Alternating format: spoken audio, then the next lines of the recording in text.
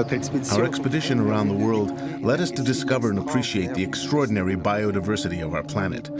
Of all the species encountered during our travels, there is one that particularly impressed us, an animal that looks like a siren, and that has been the source of many legends over time, a creature that continues to fascinate mankind. This creature is the manatee.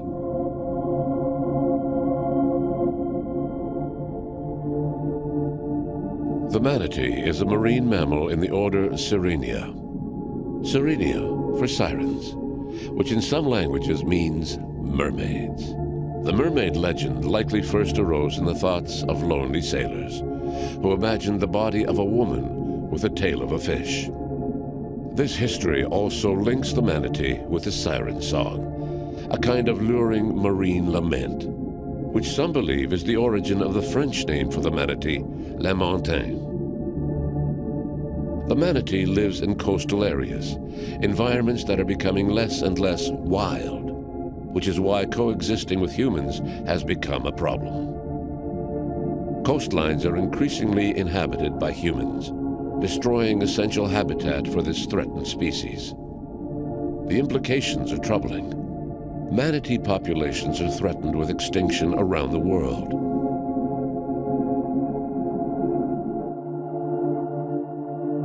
Located south of Mexico and east of Guatemala, Belize is home to a population of manatees that use the country's bays and lagoons as essential habitat.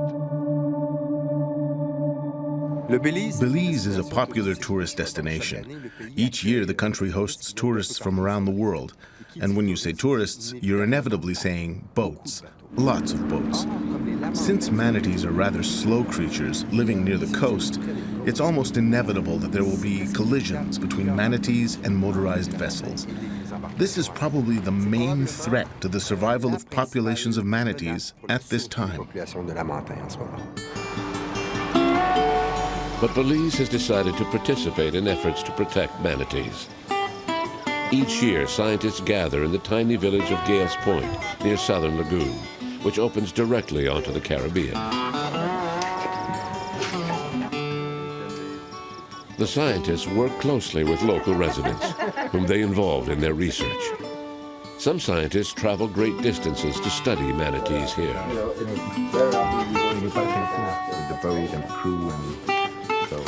Biologist James Buddy Powell is in charge of the research, and he has worked with veterinarian Bob Bundy for decades. It's going to be a good day to go out and catch some manatees today.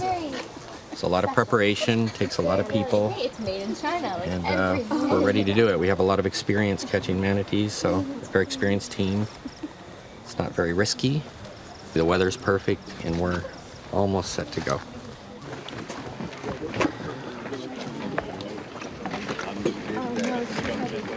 Let's take the poles and move them up to the...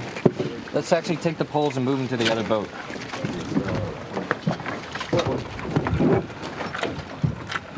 This is Southern Lagoon, lots of manatees here.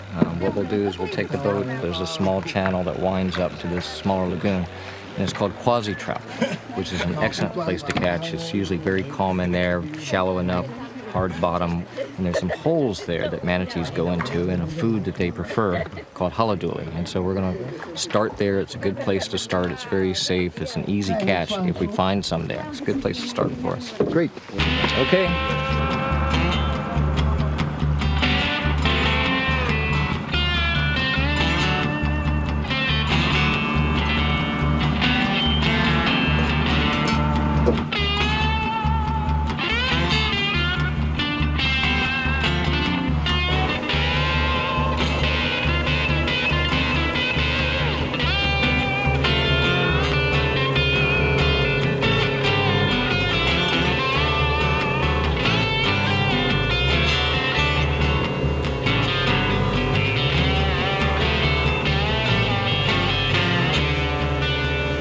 Basically, we're on patrol. All the eyes on the water help us to see the manatee. When the sun's out and it's nice and clear, we can use our polarized glasses and we can see disturbances in the water. We're looking for mud plumes and things that might be associated with manatees foraging, feeding, or cavorting. And then when we see something, we'll drive into that situation, assess it, and then set the nets. To find a manatee in the turbid waters of the lagoon is a real challenge. You're forced to rely on ripples in the surface of the water to try to figure out where the animal might be. Or you look for some kind of mud cloud in the water, a mud cloud created by the movement of their tail fins. And if you're lucky, you'll see a small part of its head when it surfaces to breathe. So it takes a lot of experience, sharp vision, and I must say, a bit of luck. When the team spots a manatee, Buddy quickly begins to circle the animal with his specially designed boat. The net is quickly deployed, and everyone involved, biologists, veterinarians, and local residents, prepare to dive into the lagoon to secure the net. Everyone jumps in the water around the edge of the net to stabilize the net to make sure it doesn't drift. And then once we get all the boat situated and the net situated, we put more people in the water with a small net that we just go in and sort of scoop them out with that small net in principle to bring them into our capture net, which is where we do all the medical work.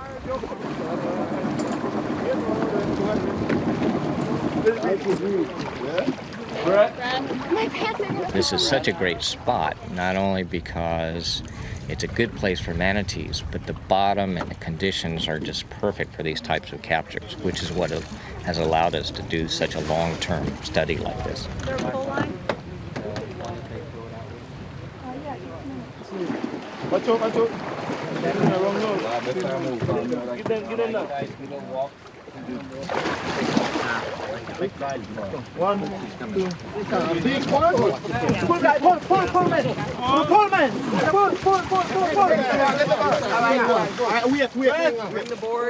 How many places can you go and find yourself next to an animal that weighs 1,000 pounds, kneel down and pat it on the back without getting trampled to death or bitten or speared or whatever? I love manatees. I didn't learn anything that discouraged me not to. In fact, every day I get up, we learn something new.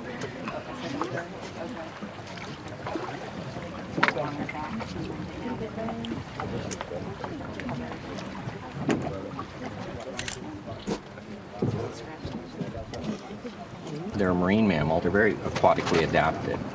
So they're quite different than most other mammals, so different that they're in their own order, the order Sirenia. Now they're more closely related to elephants. If you look at them, the teats are underneath the front flippers here. The nails are similar. The skin is a little bit similar. But rather than having a trunk like an elephant that they can use to pick up a peanut and bring it up to their mouth, manatees have this very prehensile muzzle, and it's used to grab vegetation, cull it up out of the bottom, and bring it into their body. Manatees have these hairs on the body, and we see the vibrissae on the front of their face, which are like a whisker on a dog or a cat.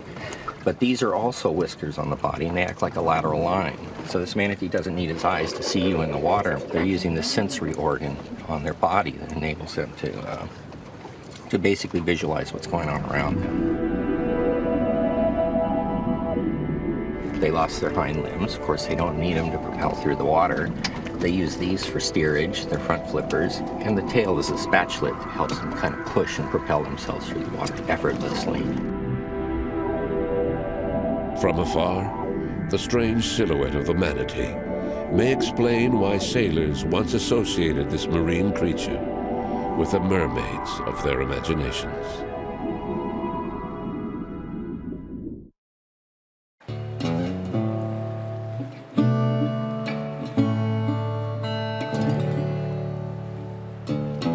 Once the manatee is caught and brought on board the research vessel, biologists and veterinarians set about their tasks. And they are truly impressive. They have a very well-established work protocol. It's almost as if we were in a hospital and a dozen doctors gathered round to produce a complete health diagnosis. The important is go right here, and you have to kind of feel in the gum. There we go. We just placed a temperature probe between her gum and her last molar, just so we can get a sense of her body temperature, her oral temperature. So if it rises too much, we'll know to keep her cool. Okay. So if she needs to breathe, just over the nostrils.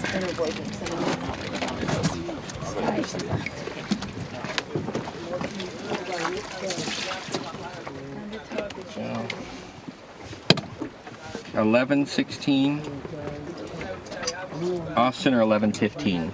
We're measuring the subcutaneous fat layers, and that will give us an information about our nutritional condition.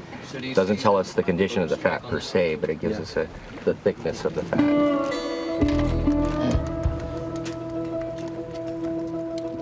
Sticking.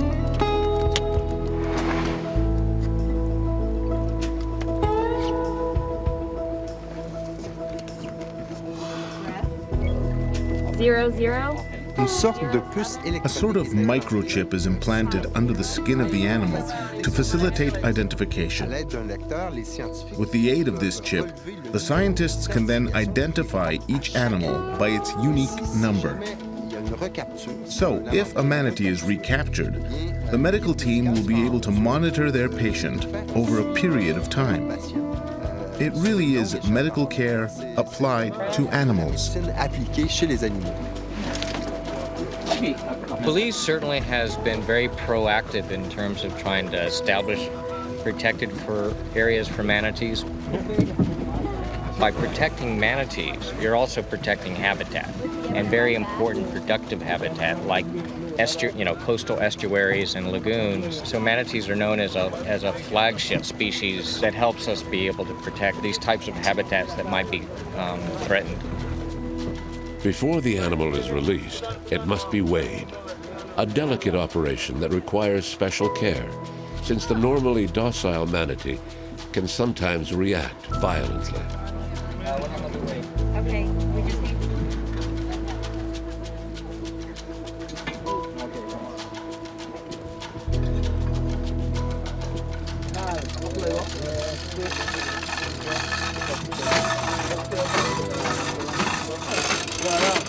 48. 832. Bring it on, bring it on.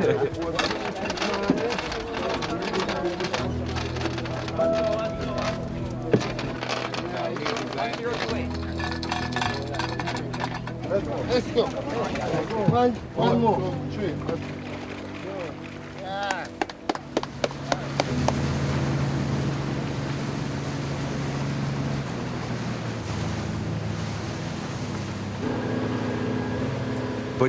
Buddy Powell has been fascinated by manatees since childhood. This Floridian encountered these strange marine creatures at an early age. They lived in the waters surrounding his hometown. The manatees of Florida are probably the best known of their species on the planet. They have become particularly well known as victims of collisions with boats. One day, someone was fascinated enough to make a film about the manatees. That person was Jacques Cousteau, and Buddy Powell's destiny changed completely after he met the captain of the Calypso. When I was 14 years old, the fellow named Daniel Hartman was working on his PhD from Cornell University, and he came to my hometown, Crystal River, which is now very famous for manatees. So he was out on the water, and it was obvious he was out of place, and so I was kind of curious because I was on the water all the time, and finally went up to him and we started talking. And we ended up becoming friends. He sort of took me on as his field assistant, and I worked with him for a couple years while he was doing his PhD work.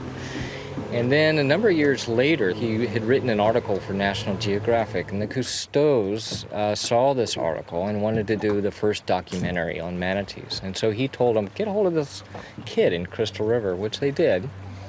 And so I ended up being their guide for over a year when they were doing this first documentary.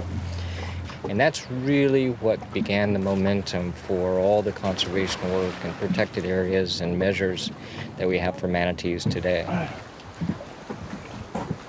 Manatees are very docile creatures, and they're docile because they're very intelligent.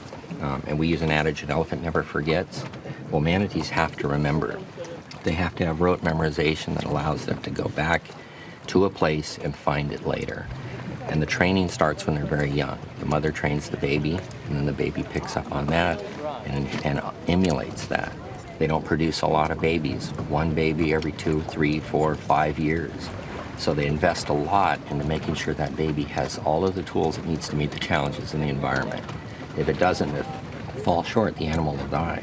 So these animals, to be long-lived, have to invest a lot of effort into the rearing of the young. Pull, man! Pull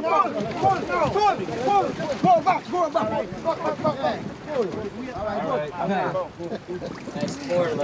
Okay, let's pull that net that way, bring him over slowly.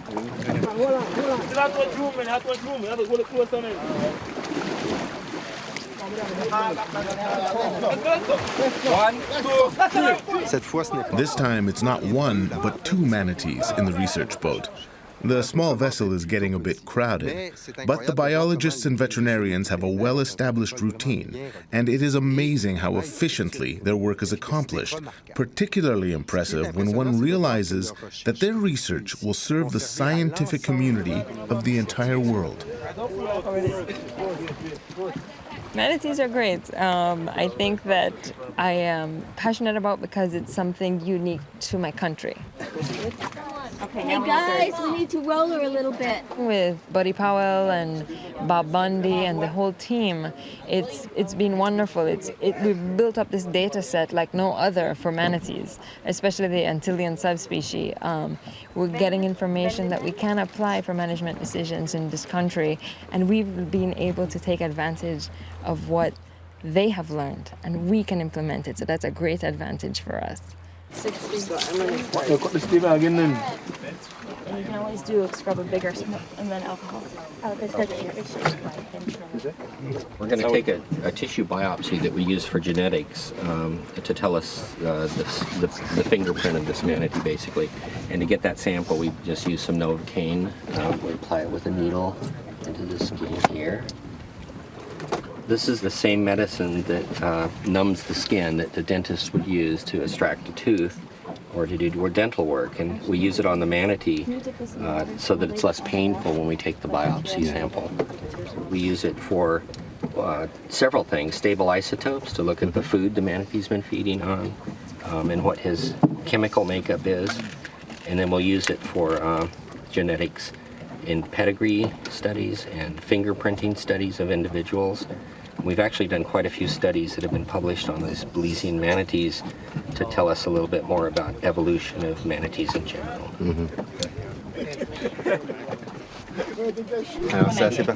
So it's pretty special this morning. Two females, one of whom may be pregnant. And it's really amazing to see how well all the veterinarians and biologists have been trained. They can do a whole series of procedures in about 50 minutes. It's really a well-oiled machine. And it's extraordinary to see how quiet and calm the animals are. Are we ready? Okay, ready?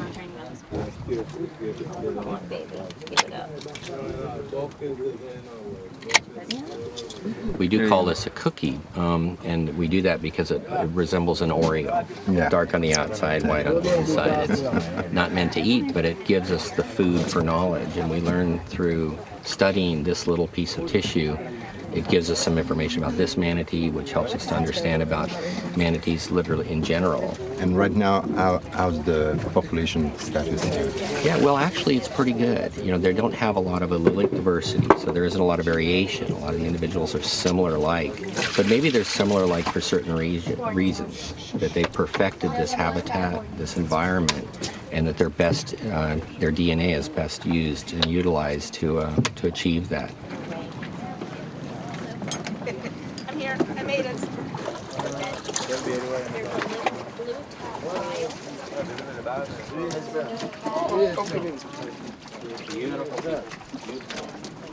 Okay, now bring that. Things got a bit out of hand during the weighing.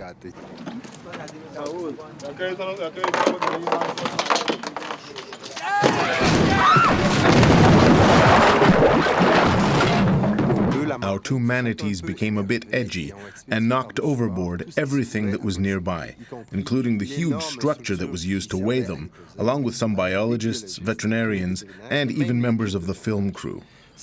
Really an impressive display of strength. With their caudal fins, they can break your bones in a flash. There are occasions when it's best just to abandon ship.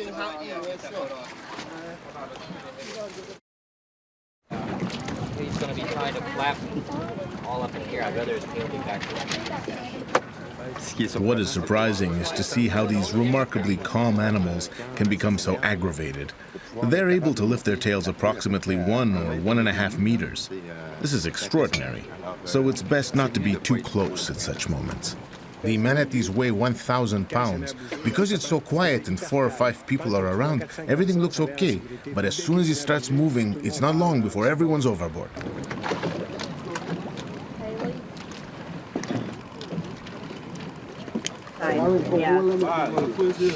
Amanda, do we have a temperature?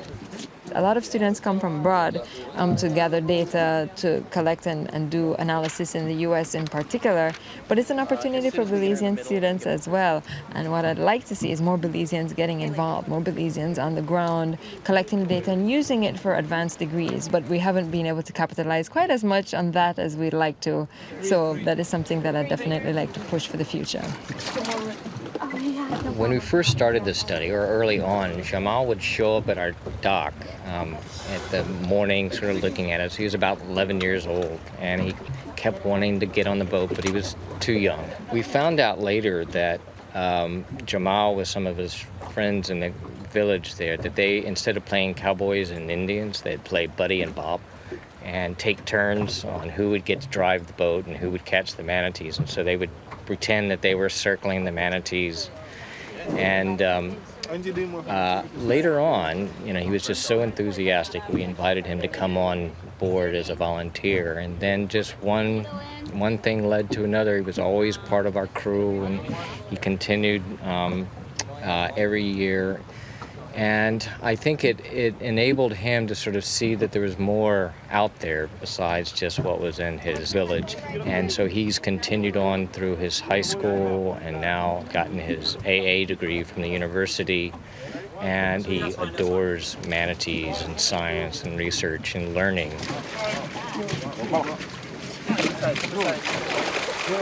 This conservation field, I think, is something that I was born to do. And it's not necessarily a job to me, but it's my playing field. It's where I like being. It's where I'm in my glory, and it means more than anything to me. Because this is where my passion is. This is where my heart is. As a scientist, it's extremely important to write scientific papers and publish. But what's really fulfilling, but also extremely important, is the people you leave there and leave behind and what you can contribute. Just like Daniel Hartman, again, did for me when I was 14 years old.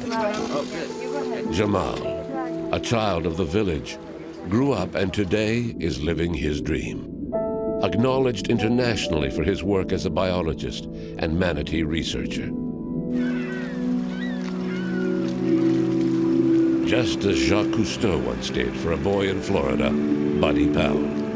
Dreams come true, and careers are forged out of passion and determination.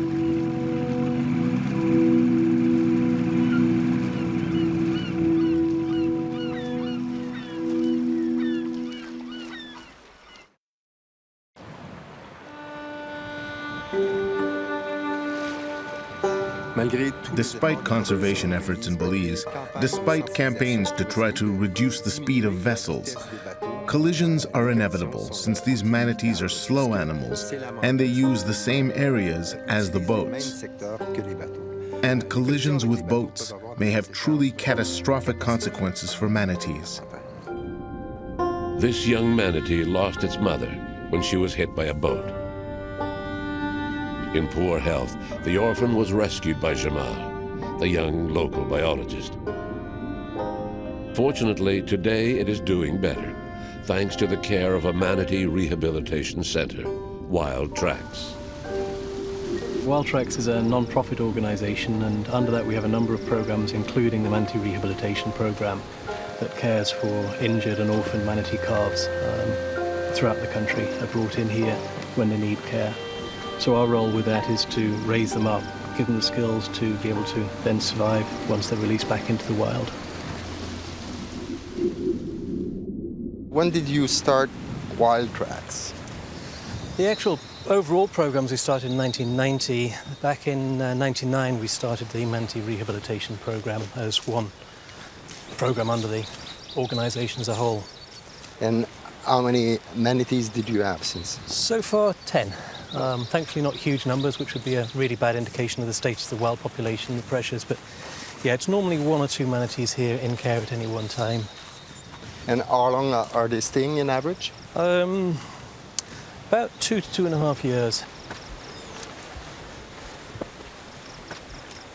So here we're going to have the crew forming a line. We're going to move him through the gate and catch him on the other side here. So it takes enough people to have going up here, one to make sure he's not in a corner, move him through the gateway, and then we'll guide him into this corner for actually lifting him out. This guy came in very emaciated in February of this year. His condition was critical, so we had to get food in. So he's been nasogastric tube fed, so a feeding tube up the nostril down into the stomach, and stayed on with that. So it's rather invasive, but it is what saved his life. You know, without that, there's just no way we'd have kept him alive.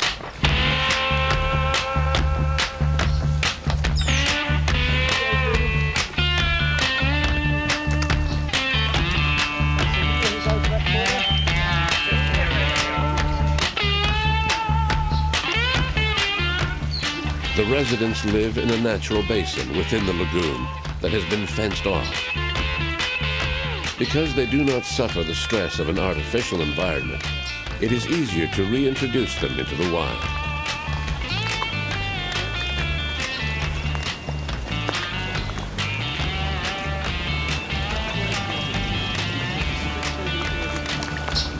Bring that forward.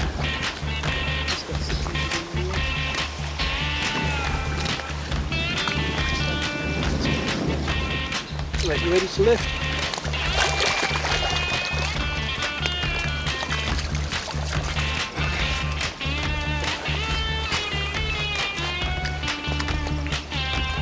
Flip this first. Yep. Okay. Count 3. 1, 2, 3. Okay. Lift your end a little bit higher. Leo, keep him straight.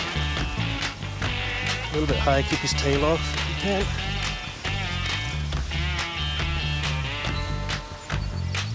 Take him head in and then turn him round.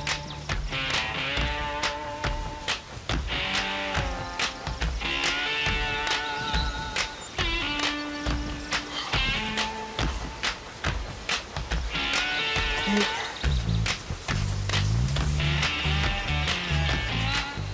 That's good. Great.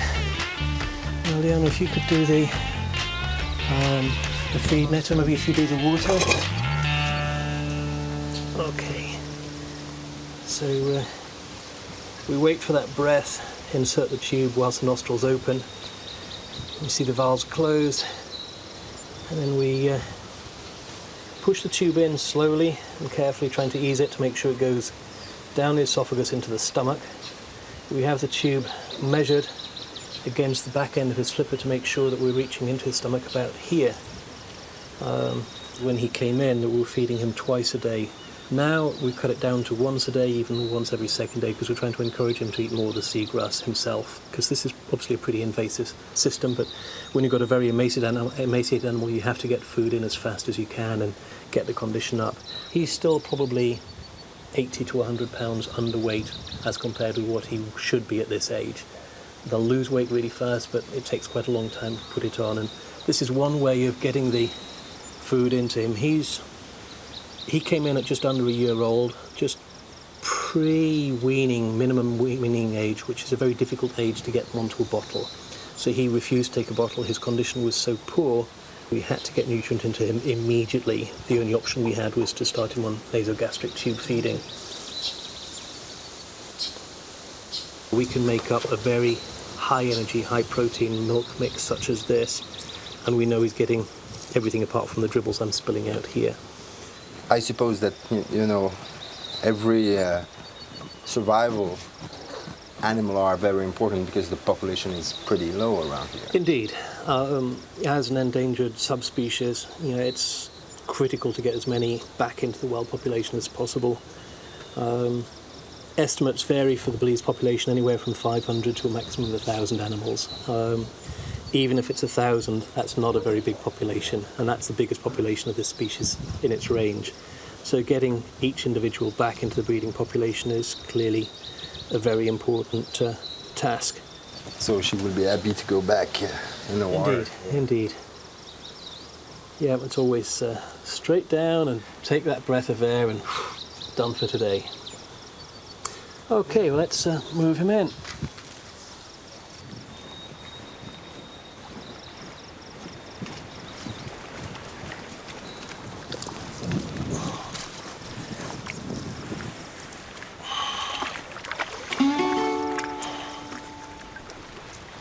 Okay, ready? And down. So he'll probably go down and come up about halfway along the pool for a fresh breath of air, I suspect. Another resident was waiting at the door of the enclosure. In fact, every day when the darkness sets in, Twiggy, a former resident of the center, returns to spend a night safely inside the enclosure. So now Twig is fitted with a radio transmitter that floats up. It makes it a lot easier finding out where she... In fact, there she is, just over there. You can see her just coming in. So we'll have one of the girls open up, let her in, then someone else can feed her down here. And this one is an old friend of you. Yep, she's been here for 3 years now. She's accustomed to us and vice versa. And actually the last bit of rehabilitation is standing back, so they're learning to step back from people. In the first 6 months after release, it's also, okay, no one anywhere near, because obviously as a wild animal, she's got to keep away from people rather than coming in, the way she's still accustomed to coming in for feed.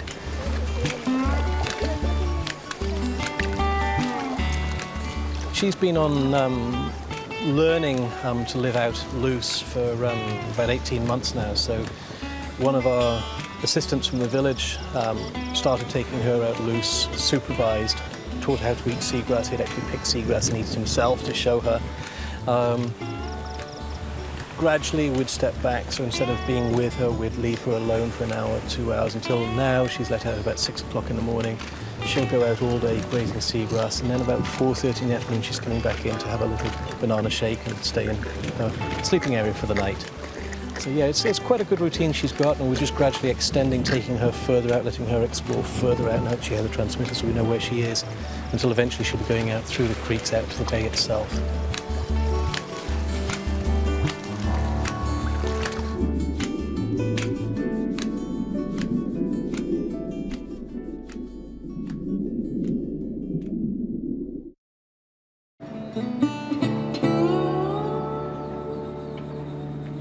Buddy, Bob, and their team have left Gales Point for the busy waters of Belize City. Here, maritime traffic represents a real threat to the manatee population. Hunting is what has caused the population of manatees in Belize and generally the Americas to be at a threatened level. Sailors, pirates that would use the waters in Belize used to hunt the manatees, and there is evidence around these keys as well, where Moho Key, which is not too far off Belize City, was a hunting site. Probably the Mayas also hunted them. Now the hunting has been replaced by them being killed by boats, and so I feel like more than you can study an animal and watch its decline, but at this point, the information that we gather and what we do is aimed at trying to reduce those threats.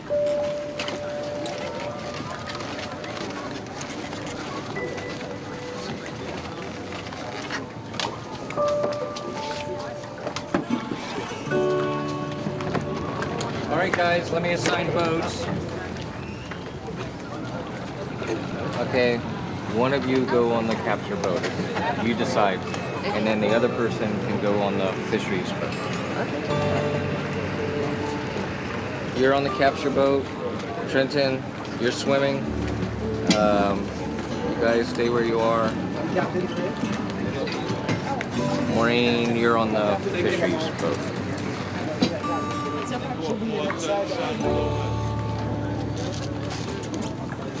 We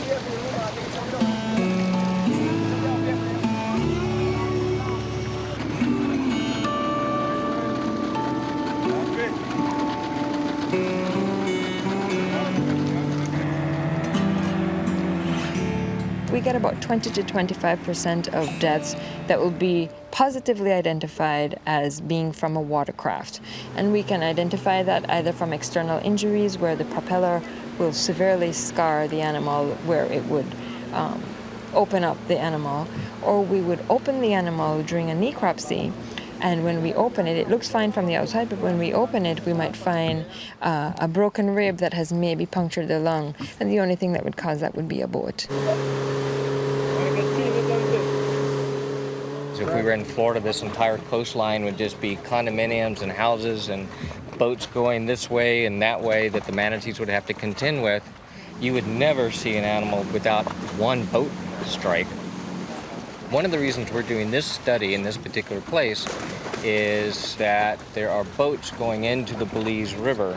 So we were trying to find out through our radio tracking, how often they are moving over towards the river to be in harm's way. And so with that information, then the government of Belize can act by putting up speed zones where it's necessary, where there's the most chance of boat and manatee conflicts.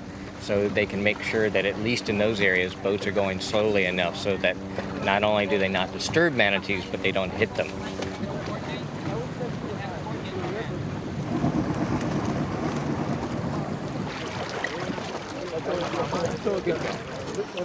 There's no Sharpie. No Sharpie in there?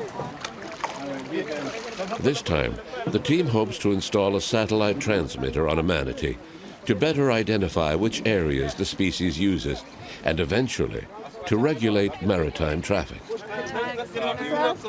In the future, if they're not already, these animals are having problems with interactions with humans and boats and those kinds of things. We don't see evidence of a lot of scars like we do in Florida, but eventually we will. Once it's scarred, it's either scarred for life or it's dead. And when we see these scars, they came close to dying, but they survived and persisted. But they're going to carry that scar the rest of their life. Number 3 now. Tourism certainly is a wonderful thing for Belize. It's one of our biggest income earners for the country.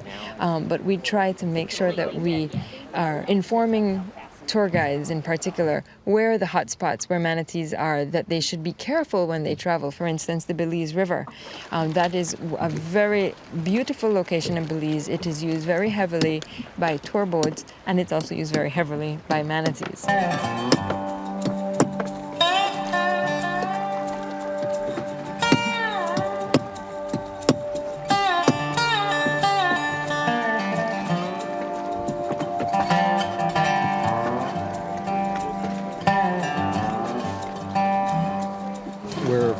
Putting together, inserting the batteries for the satellite transmitter.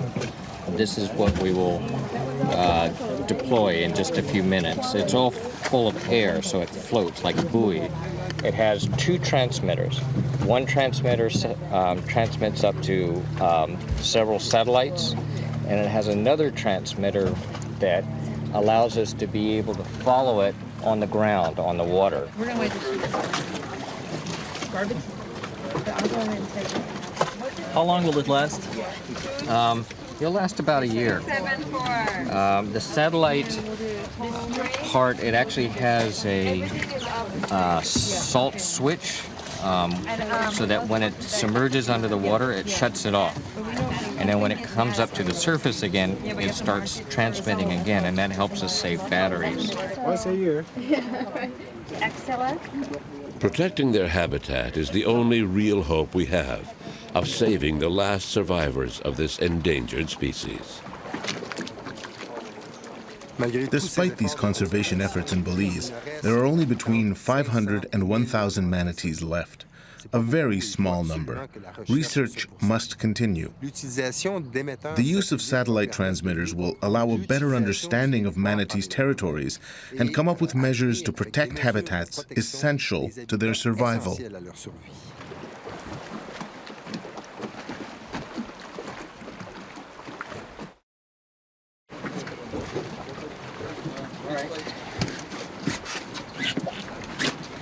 one of the things we're trying to find out are where the most important areas are that they go. And we do this so that when we're trying to establish protected areas, it's fine to protect one area here, but if the animal spends 50% of its time someplace else, you want to make sure that both areas are protected. So, and also the corridors in between. So this allows us to be able to find out what its critical habitat is and the corridors that they use to move in between. A number of them that we have tagged and with a collaborator in Mexico have come down from Mexico to Belize, to Southern Lagoon, for example, which we think might be an important nursery area. So this is the tether I was talking about. It won't knot. It's semi-flexible, and this prevents it from getting caught on and knotted up in mangrove. It's got a the belt has a weak link in it, and there's also a weak link inside here, so that if it does get caught on something, it will snap free.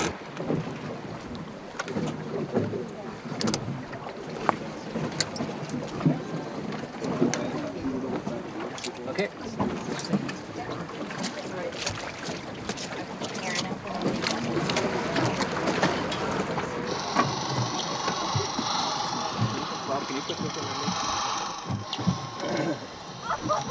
We're just making sure that the tag works. So when you release the animal, you don't come out here and not able to find the tag because the frequency doesn't match the tag before you put it out. Because once it's out there, it's gone now.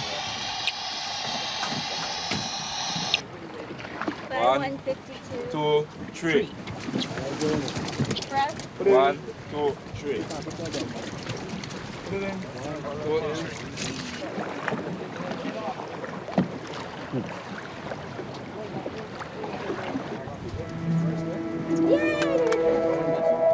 We can figure out the areas that they spend most of their times, and that will give us an idea to better manage the area that they hang out and protect them better.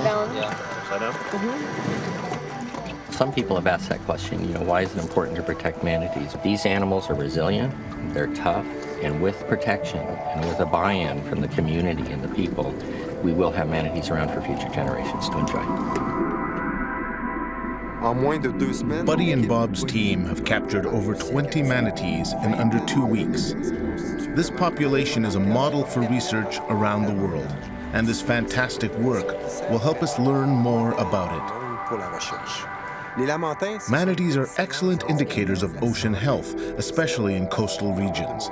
But they face the same threats everywhere: habitat degradation, pollution, and obviously collisions with boats. Fortunately, there are scientists who dedicate their lives to protecting threatened species like the manatee. And the next generation is taking up the torch. Young people like Jamal, or Buddy before him, are passionate about the environment and protecting biodiversity.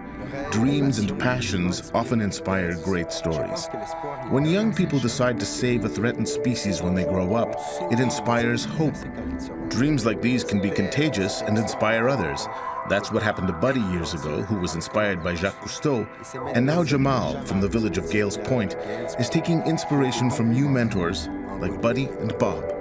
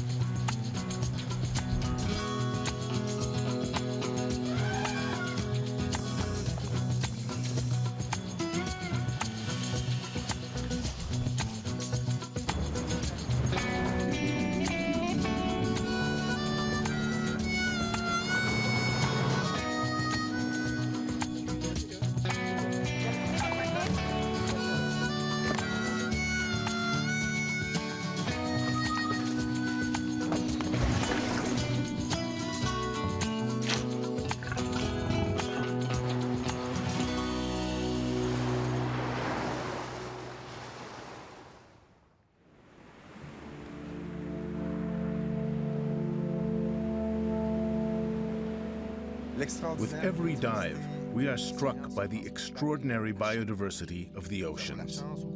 The goal of this mission is to document this biodiversity and appreciate its astonishing beauty. But we are also seeing the fragility of the balance between species. Unfortunately, we are in the process of quickly destroying what nature has taken millions of years to perfect and adapt.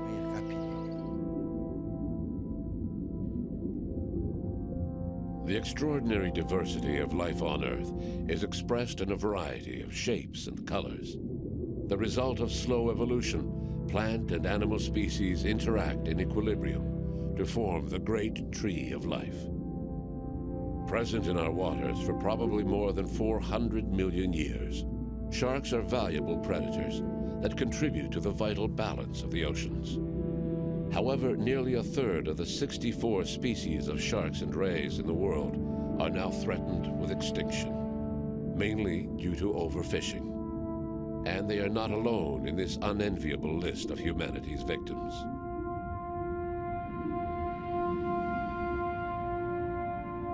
Sea turtles have likely inhabited the oceans for over 100 million years. Of the Earth's 7 species of sea turtles, 6 are on the red list of species that are threatened or vulnerable.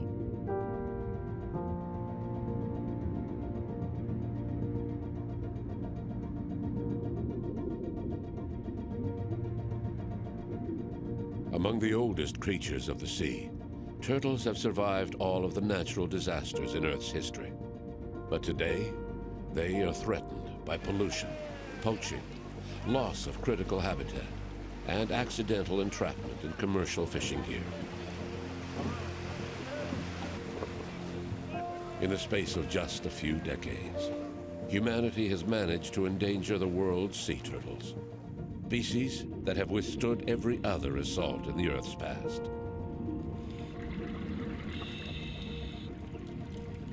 Fortunately, scientists all over the world are organizing to develop effective protection and conservation measures.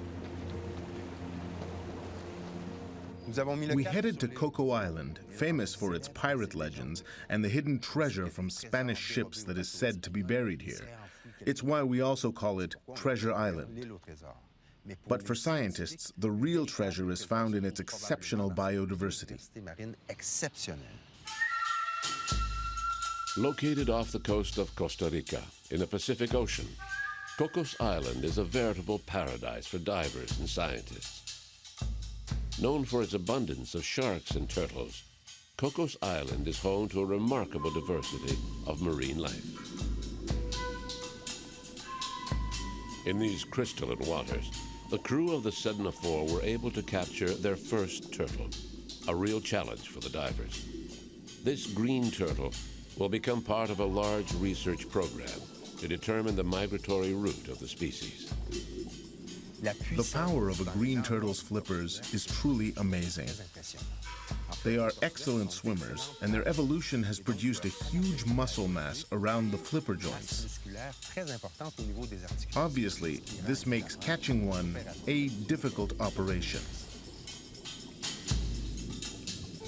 This feisty male is refusing to cooperate, but the scientists have met his kind before.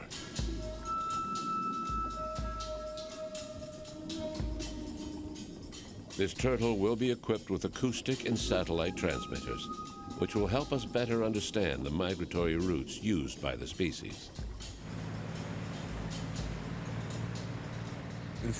Once we got the turtle aboard the inflatable boat, we brought it to the Sedna 4, where a team of biologists was waiting. We have a special lift for large animals, so we lowered it into the Sedna's workshop, where biologists could attach the various transmitters.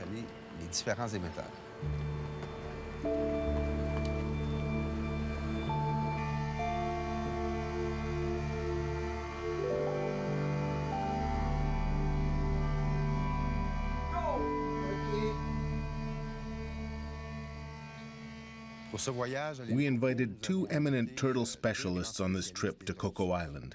They often work in this region of the Pacific. These biologists became activists out of necessity because they firmly believe that taking real action in the field is the only way to change things. Oh, let me see. Is there any 406.2 there? No. Biologist Randall Arouse has devoted much of his life to the protection of sea turtles. He is accompanied by Todd Steiner, a biologist with the Sea Turtle Restoration Project, an organization dedicated to the conservation of sea turtles and their habitat. Todd and Randall organize yearly scientific expeditions to Kokos Island to monitor turtle and shark populations. Okay. Okay, we hold it here. Okay, so take the measurements and then you do the tagging and I'll tag her. And you can tag her and I'll... Yeah. Okay, so hold her there, Cheapo. Okay. Okay, put this right there where the skin starts and the shell ends, or like right there, okay. 74 and a half. Yeah, 74 and a half, yeah, let's say 74 and a half. And width? What do you got? 72. 72. This is the first time we've caught this turtle. Hasn't been marked before. We're putting a tag on now, permanent tag. Okay. Check the lock. Check. Perfect. PE 312. Where are you going to do it? Same place. Wait. Okay, it's locked. PE 313. This is an acoustic tag, and these are the same tags we use for the sharks. And since we already have a system of listening stations around the island for the sharks, then we use the same system for the turtles. Okay. Okay.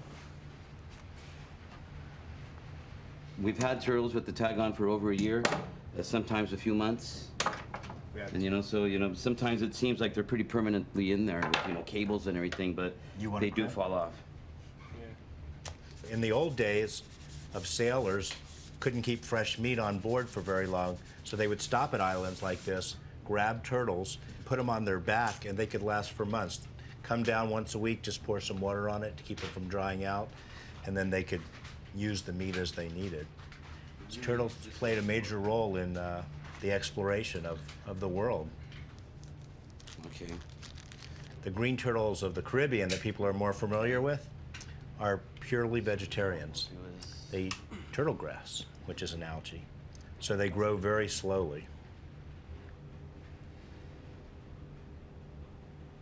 This satellite transmitter will send a signal up to a satellite up in space, and then that will send the signal to my computer, and I'll know right where this turtle is every day.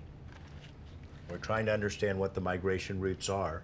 So when this turtle's here at Kokos Island, it's protected because there's a 12 nautical mile no fishing zone. As soon as it swims out of that, we don't know. It could get caught on a fishing line and be killed. So our goal is to understand where these turtles go and then create marine protected swimways. So if they're swimming to Galapagos, we want to connect their swimways. We want to understand their migration routes and be able to protect them by closing fishing areas.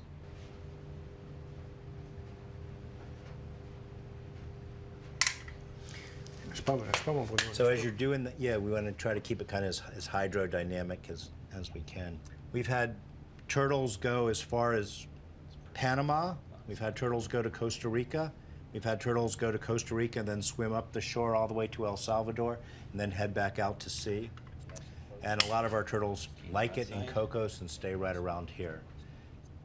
The juveniles, or the young ones, they definitely stay here for a number of years. For instance, we have turtles that we tagged here 2.5 years ago, and they're still there in Dirty Rock, for instance. So the young turtles live here, and the adults just swing by, and then they take off and continue their migration.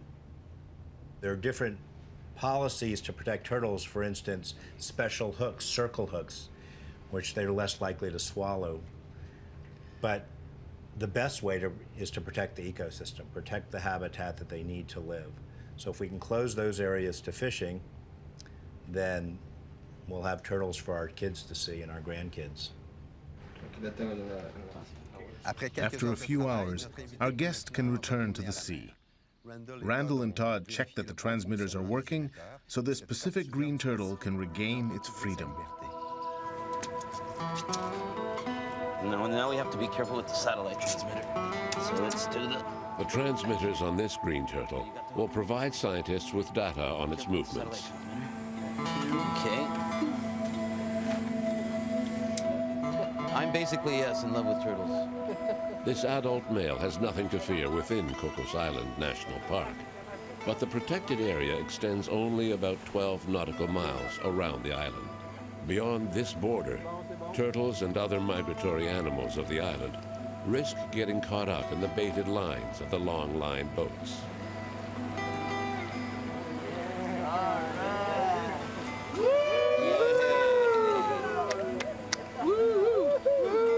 All right.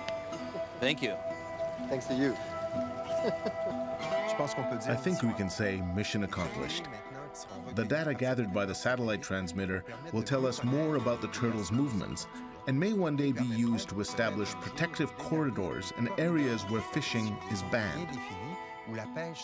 But we must continue to raise awareness because there's still a lot of work to do before these essential conservation measures are put in place.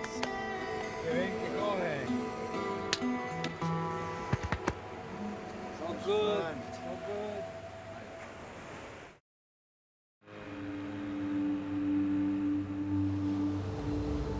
The Sedna heads for the Guanacaste region of Costa Rica. Known for its white sandy beaches, the area attracts tourists from all over the world.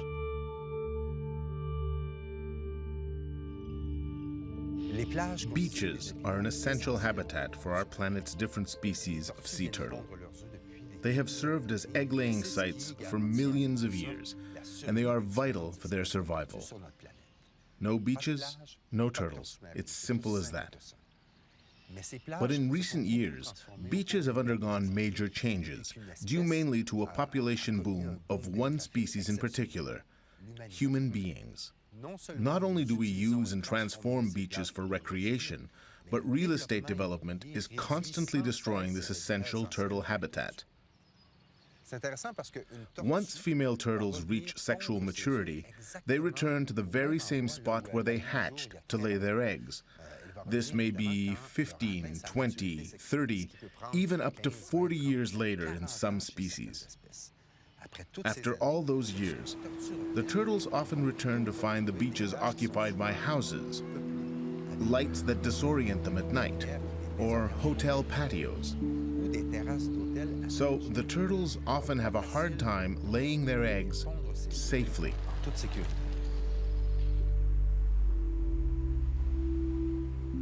The problems of coexistence between sea turtles and humans are not new.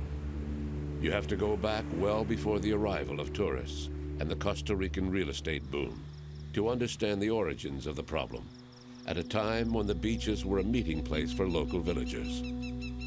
They did not come to enjoy the white sand and the waves.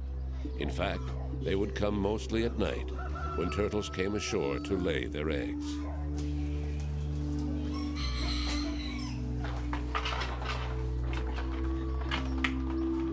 Some Costa Ricans still remember that not-so-distant past, when local traditions contributed greatly to the decline of the turtle population. What do the leatherback turtles mean to you? I feel there's something beautiful. They're so natural to me, a part of my life that I would never want to disappear. I remember that when I was young, my dad used to take us to the beach. He would say, "Let's go to the beach to collect eggs." It was normal to do that? Yes, but only to eat, never to sell. It was part of the culture. Yes.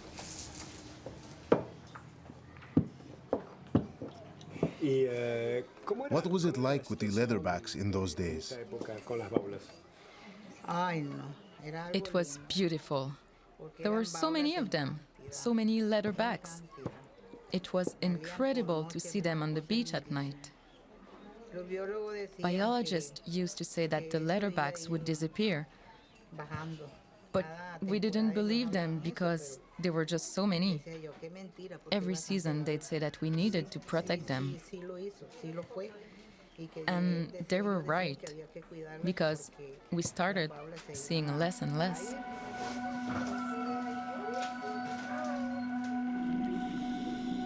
The economic hardships of those days played an important role in the illegal collection of turtle eggs. While the consumption of turtle eggs has long been a family tradition, it is their trade that continues to cause irreparable harm to turtle populations. Poachers can still fetch high prices for turtle eggs, and this threat is not a new phenomenon.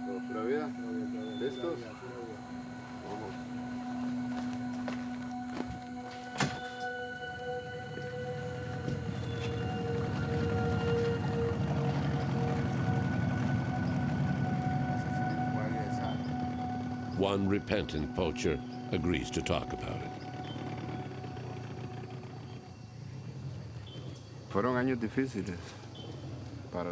Those were very hard years for everyone around here.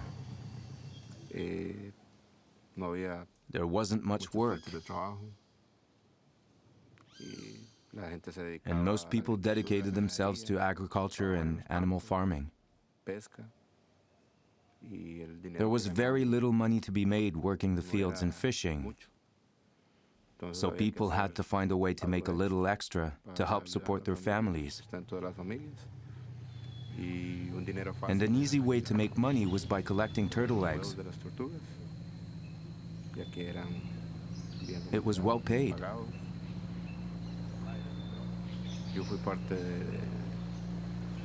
I also did it.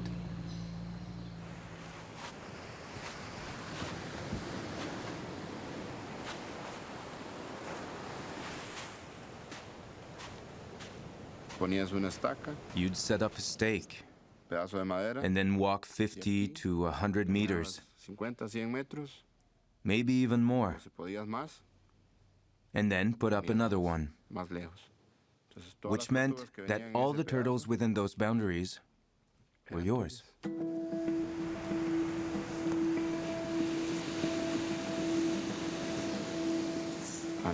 In just one night, around 200 to 300, maybe even 400 leatherback turtles would come. Nowadays, sometimes 1 or 2, maximum 5 come.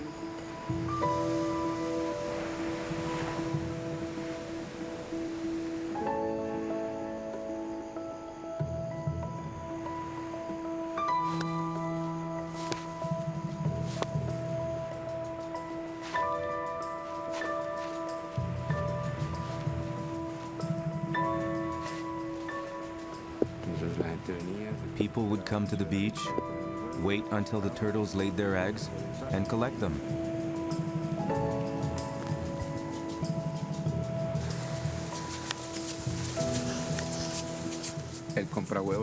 On your way out, the egg buyer would be waiting on the street. In one night, you could collect 100 to 120 dozen eggs, and in some places more. If I remember correctly, they'd pay 400 colones, sometimes up to 600 per dozen. So as you can see, 100 dozen at 400 colones was good money.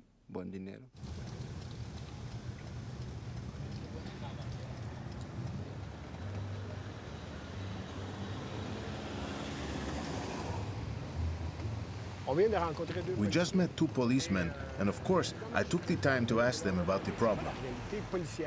They obviously were reluctant to talk in front of the camera, but what they told me was clearly that there are poachers, especially in the area on the other side of the bay, and people are selling their eggs throughout Ostional. Ostional is a place about 2 hours from here where there are huge beachings of turtles, and there is a big laundering of turtle eggs in Ostional. They say all the eggs come from Ostional, so it's okay to sell them. I'm told that there are bars where for $1 you can have a cold beer with a beautiful turtle egg with Tabasco sauce. They drink it, and it's ecstasy. So the community still has a special relationship with these eggs.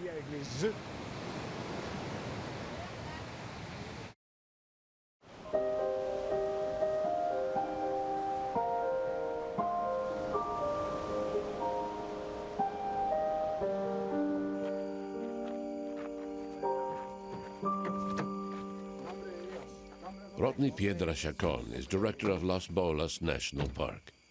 Rodney and his team will spend the night on a small, isolated beach.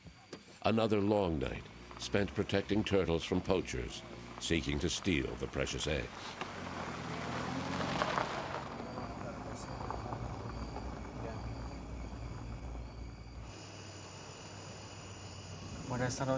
Tonight, I'm going to take you to one of the most important beaches for green sea turtles, at least in our country. It's called Nombre de Jesus. It's a very beautiful, undeveloped beach by a forested area. It's a great nesting ground for this species.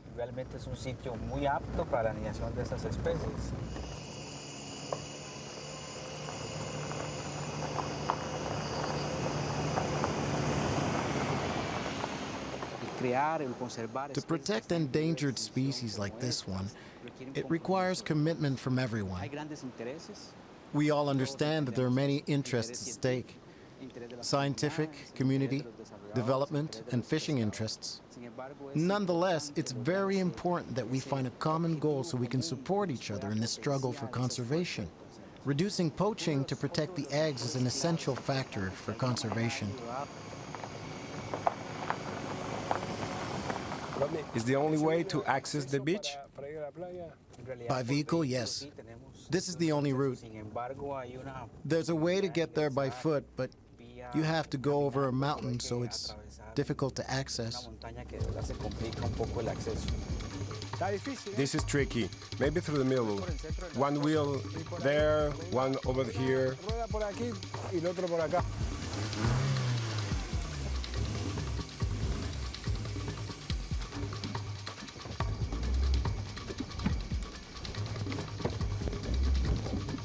Listo. Made it.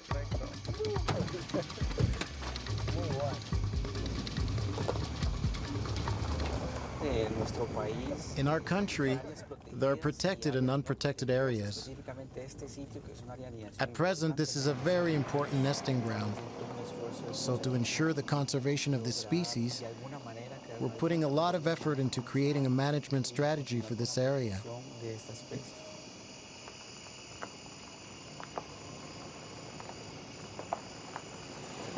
We organize ourselves every night on the beach.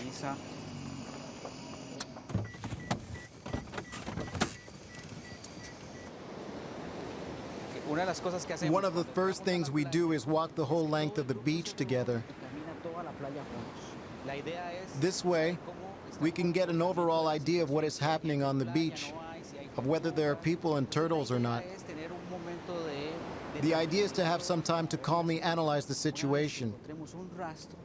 When we find tracks, we stop and follow the trail to see what the turtle is doing, and immediately we all get to work.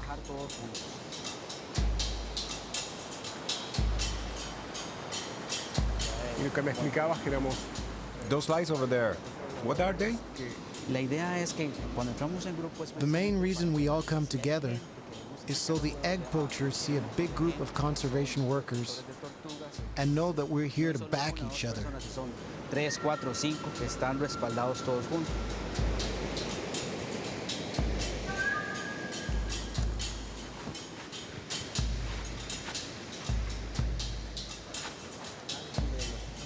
No. Sí, ya vi.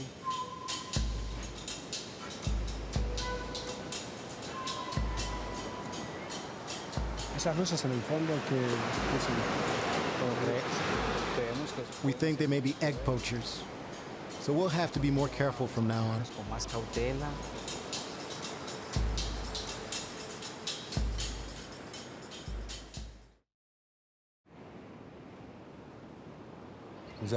We decided to use the night, too, to witness the spectacular sight of green turtles laying their eggs. But in certain areas of Costa Rica, it's not a good idea to walk the beaches alone, because poachers are still very active. So we decided to accompany a team of biologists from Las Bolas National Park in their work to protect egg-laying sites. In recent years, turtle egg poachers have started working with drug traffickers in certain areas of Costa Rica. Poachers can earn up to $300 a night by selling eggs on the black market. The eggs are worth about $1 each on the street. In 2012, a heavily armed group of poachers got into a turtle egg nursery, a place where turtle eggs that have been collected by volunteers are placed until they reach maturity. The volunteers were tied up, and the poachers made off with over 1,500 eggs. The message is clear. Poachers do not want turtle conservationists on their beaches.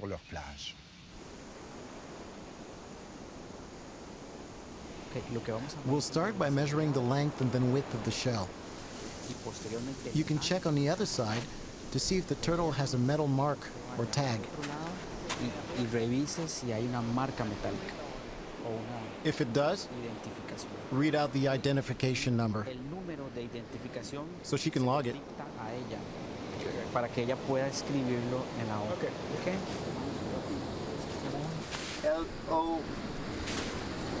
LO628. Listo. Escriba ahí. ¿Cuánto?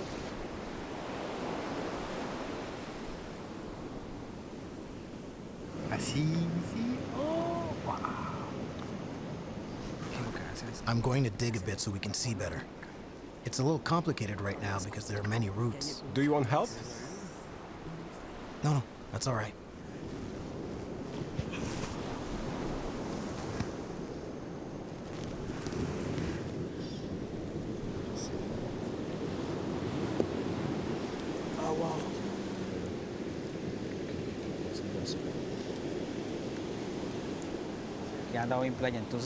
Today we're going to move the eggs to a different location here on the beach. So you'll be able to see how we move them. If this were a protected area, the nests would remain untouched because there would be 24-hour surveillance. Normalmente, si es un área protegida, entonces los niños quedan in situ. Entonces tenemos protección. But at this time, we can't protect the beach 24 hours a day. So we have to move the eggs to a safer location.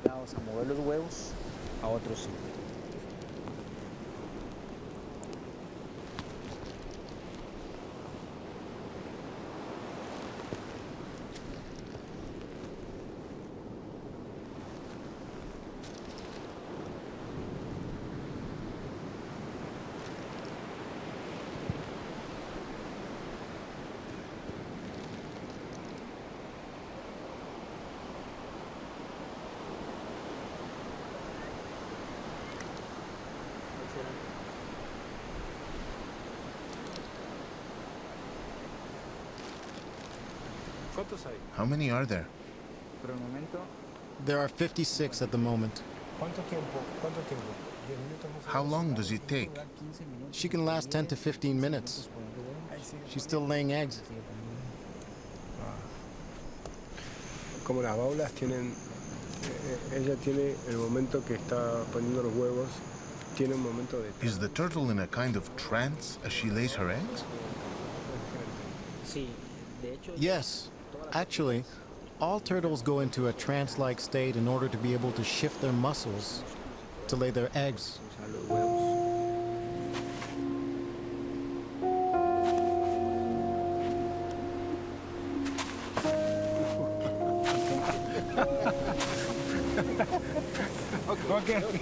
Por esa razón. That's why. When she's done, we have to leave because she starts moving.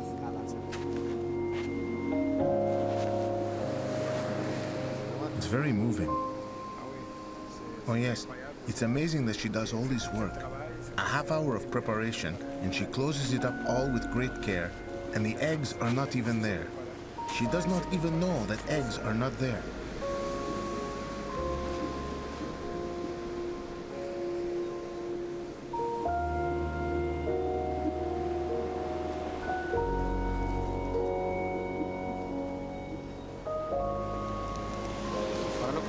What we're going to do now is bury the eggs in another location on the beach.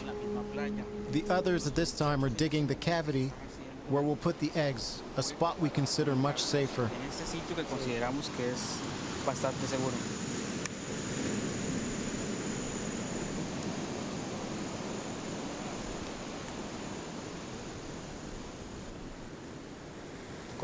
How deep will it be? La idea es que The idea is that the depth of the nest has to be similar to the depth the turtle gave it, so between 45 and 50 centimeters. a 50 centímetros. Once we've reached the right depth, we'll carefully place the eggs into the cavity. Cantidad adecuada, vamos a moverlos en el sitio.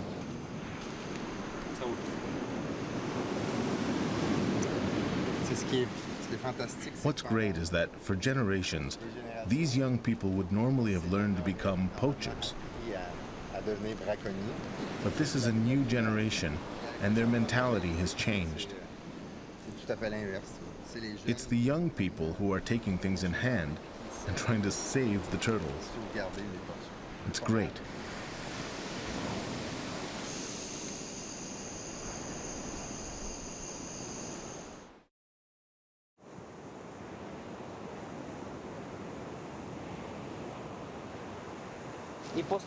After, we'll place an aluminum tag that will allow us to identify the nest in the next 45 days, when the hatchlings emerge. Que es cuando se da la exhumación de los neonatos.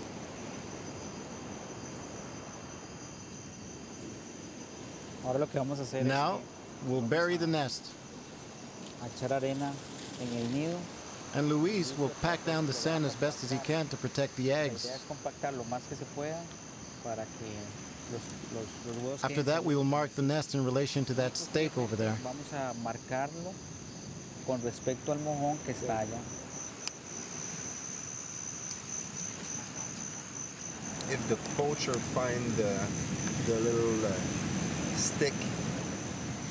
Ahora lo que hacemos es que What we do now is bury the tag in the sand so that when we find it, we can see from which nest the hatchlings emerged and which turtle laid those eggs.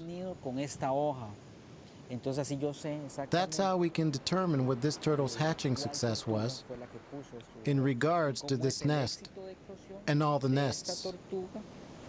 Con respecto a este nido y todos sus nidos. Of these 82 eggs, how many will make it into the water? The hatching success last season was between 80 and 90%. It's great to see young people involved in protecting turtles. Their work on the beaches will save many turtles, but will, above all, help change people's mentality. This is essential if we want the new generation to change their ways and condemn poaching. I think the new generation is ready to do everything it can to protect these threatened species.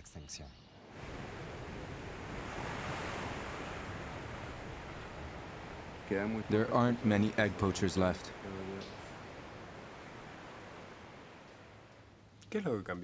And then, what has changed? People's mentality, and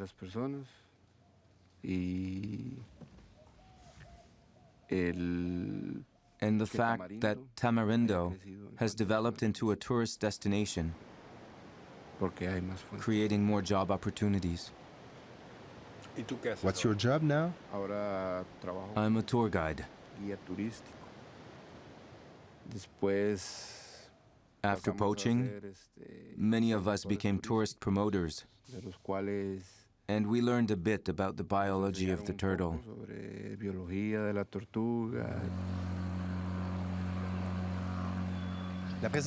There are far fewer poachers on the beaches around Guanacaste now, especially since Las Bolas National Park was created. Today, tourists come from all over the world to witness turtles laying their eggs. But poaching is still a serious issue in some areas of Costa Rica, and illegal egg trafficking still threatens the survival of turtle species. If we want to save them from extinction, we must continue to educate people.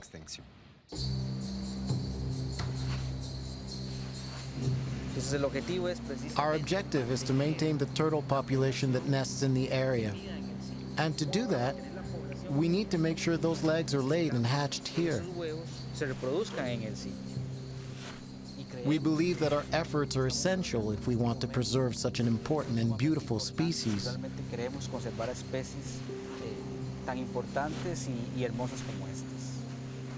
How do you see the future? I believe that we're very committed. And we're convinced that we can recover these populations.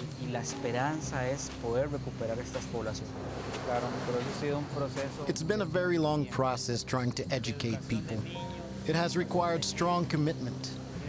But by the number of people now getting involved, I think Costa Rica is becoming more environmentally conscious and committed. Not just the organizations, but the communities themselves are becoming involved in protecting their resources. They are becoming empowered by making this struggle their own.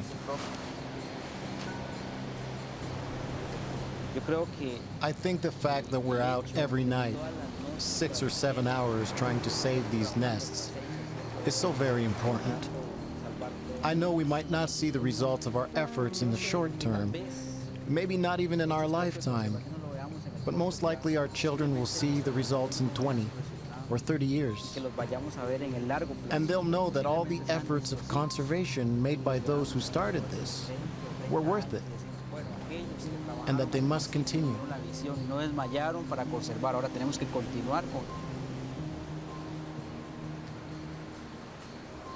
Bueno, ¿vamos a dormir? Vamos a dormir. Vamos a dormir. Vamos.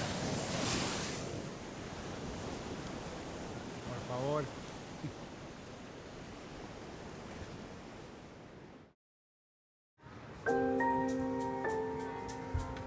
The magnificent Playa Grande Beach in the Guanacaste area is a favorite destination for day tourists. But at the end of the day, the tourists must leave because the beach is now a protected area. After nightfall, no one is allowed on the beach, with the exception of a few biologists and volunteer patrollers. At night, this beach belongs to one of the oldest and most remarkable creatures of the sea, the leatherback turtle. At high tide, this female leatherback turtle comes ashore to lay her eggs, just as others have done before her for millions of years. For over 20 years, the organization, the Leatherback Trust, has protected the turtles of Playa Grande.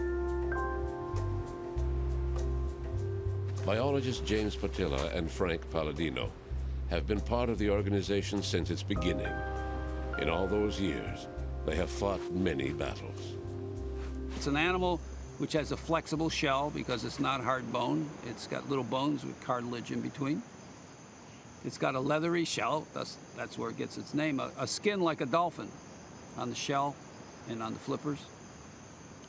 It has a pink spot on the middle of its head, which is where the pineal gland is. It has some signaling for hormones. The skull's only half as thick there. They can dive a mile deep like a whale, so the shell collapses when they do that, gets compressed. And they only eat jellyfish, so they must be our friend. We don't like jellyfish.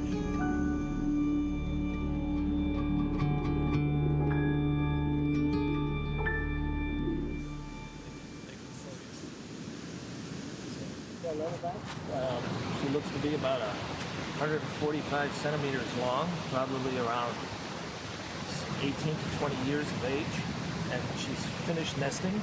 She's now in the process of early bearing, but you can see how delicately she's using her hands to pat the sand down and to pack it so that the eggs are in a nice location, and then she will start to camouflage and cover all around here. When we came here, the number of turtles nesting per year was 1,500. And then it declined exponentially, so by big steps. To the present time, there's about maybe 50 nesting a year. But it's bottomed out the last 3 or 4 years, so we think that we're due for a comeback. The new turtles that we see now are as a result of these students and volunteers who are on this beach for 20 years. And so, yeah, those are our turtles who are coming back.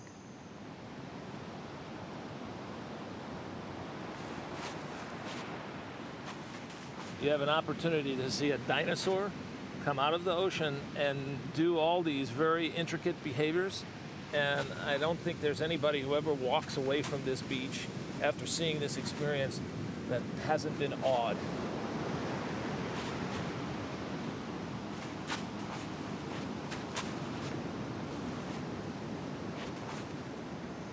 The first time we came on the beaches here, Frank Palladino had to pay the local poacher for permission to work on a turtle after he took the eggs. Then he was okay if we studied the physiology of the turtle. After the park was founded and we got more involved and Frank taught the people English and we taught them some biology, now those poachers all became guides, ecotourism guides, so they make more money, cleaner. Now at this point their children are the guides. Right now, this is a national park. There's national park guards. We have very good protection. There's an occasional poacher, which is usually a stranger who's come into town, and a lot of times they're Nicaraguans that come down here to work on construction of homes and so on, and they want to make some quick money so they can catch a bus and go back home and visit their family. But for the most part, the local people are no longer the poachers. As a matter of fact, whereas before they were against the park, it is the local people who are the strongest supporters of the park.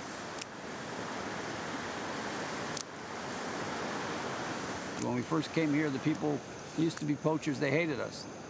They didn't like us in the local village. Now we're friends.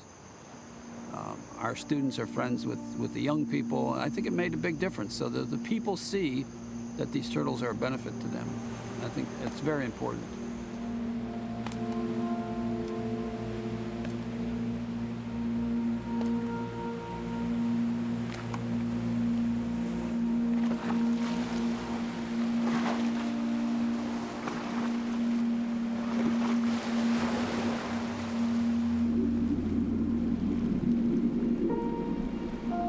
The relentless work of Frank Palladino, James Buddy Powell, and countless volunteers is truly inspiring and proves that mentalities can be changed. But in certain areas of Costa Rica, much work remains to be done. For example, in 2013, a 26-year-old biology student named Jairo Mora Sandoval was kidnapped from a beach in Costa Rica along with 4 other patrollers. Drug traffickers and poachers were fed up with turtle protection campaigns and wanted their beaches back. That night, the young biologist was tied up, beaten, and shot in the head. Jairo Mora Sandoval died simply for wanting to protect a threatened species. This tragic story made headlines around the world, and environmental groups responded by offering a reward to find those responsible. The government of Costa Rica has promised an inquiry. The protection of turtles and beaches is often spearheaded by the work of passionate people and volunteers who come from around the world to get involved. Unfortunately, the weapons of poachers everywhere are often intimidation and violence.